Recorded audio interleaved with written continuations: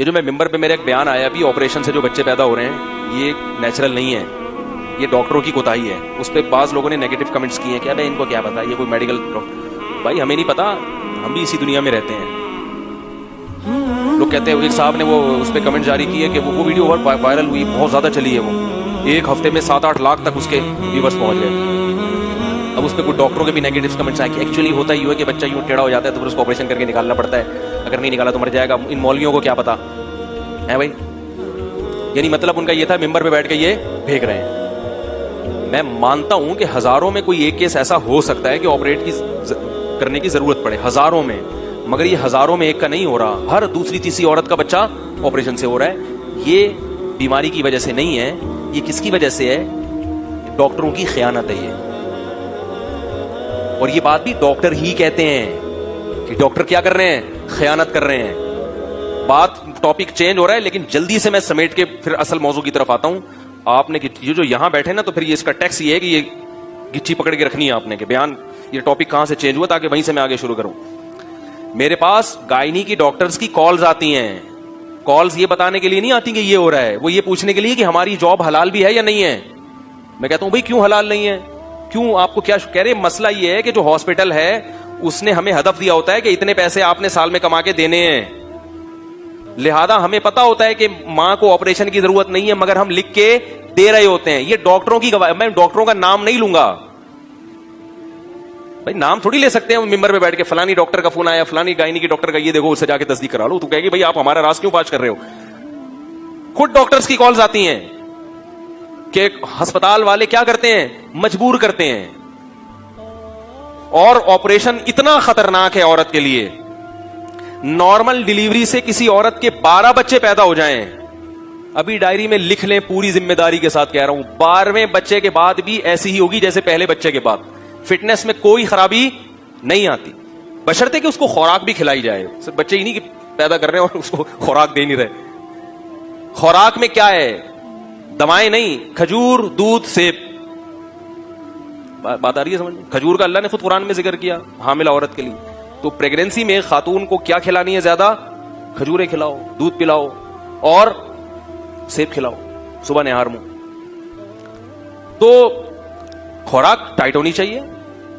سمجھ میں آ رہی ہے بات؟ باقی یہ نیچرل ہے. اگر اس کی وجہ سے عورت کی صحت خراب ہوتی نا تو یہ نیچرل پروسیس تھوڑی ہوتا. عورت کے لیے ضروری ہے اس پروسیس سے گزرنا، ورنہ بوڑھی ہو جائے گی، ورنہ خراب ہو جائے گی وہ.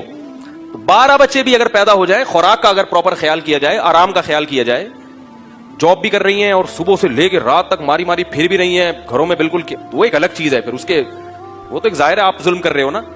اس کے آرام کا خیال کیا جائے، اس کی خوراک کا خیال کیا جائے، تو 12ویں بچے کے بعد بھی وہ ایسی ہوگی جیسے پہلے بچے.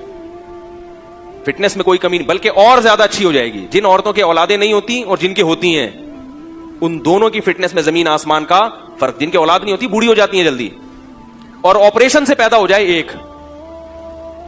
اب اس پہ میں کیا گوگل کی رپورٹ پیش کروں؟ میں کہوں اپنے خاندان کی عورتوں کو جا کے دیکھ لو جن کے آپریشن سے ہوا ہے. معذرت کے ساتھ بھینس میں اور عورت میں کوئی فرق نہیں رہتا. معذرت کچھ زیادہ کہہ دیا میں نے، لیکن ایسی چربی چڑھتی ہے جسم کے اوپر. ڈاکٹر پیسے بنایا جا رہا ہے، لکھ لکھ لے بنایا جا رہا ہے. اس کو یہ بھی احساس نہیں ہے کہ میں کیا کروں. اور وہ جو اینٹی بایوٹک کھائے گی زخم کو پورا کرنے کے لیے، فوراً اس اینٹی بایوٹک کے اثرات عورت کی فیڈ میں جائیں گے، اور بچے کے پہلا جو گھونٹ اس کے پیٹ میں اترے گا نا، وہ آگمنٹن کا جائے گا. بھائی ماں جو کھاتی ہے دودھ میں فوراً اثرات آتے ہیں. بچہ پہلے دن سے اینٹی بایوٹک کھانا، بھائی آپریشن تو ماں کا ہوا، بچے کو کیوں کھلا رہے ہو؟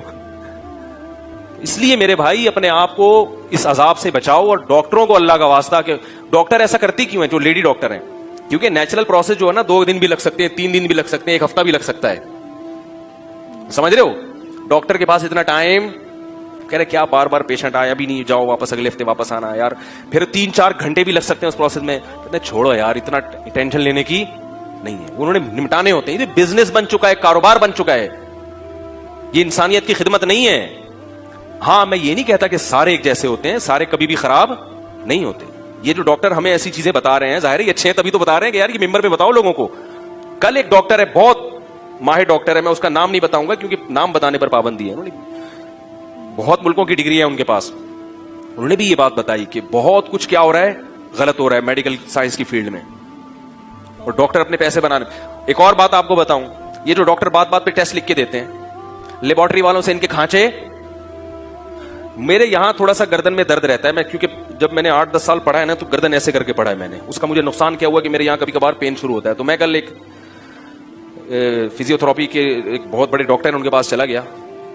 تو انہوں نے مجھے بتایا, انہوں نے کہا کہ درجنوں ڈگریاں ہیں ڈاکٹر کے پاس, کیونکہ مولوی نہیں ہے, بلکہ مولویوں کے خلاف ہیں وہ. مجھے بیٹھ کے مفتیوں کے خلاف تقریر کرنا شروع کر دی. اب میں چپ کر کے, کیونکہ میری گردن کا مسئلہ تھا, ہم سن رہے ہیں اپنے خلاف, کہہ رہے ہیں مولوی 2 نمبر, اب یہ مولوی.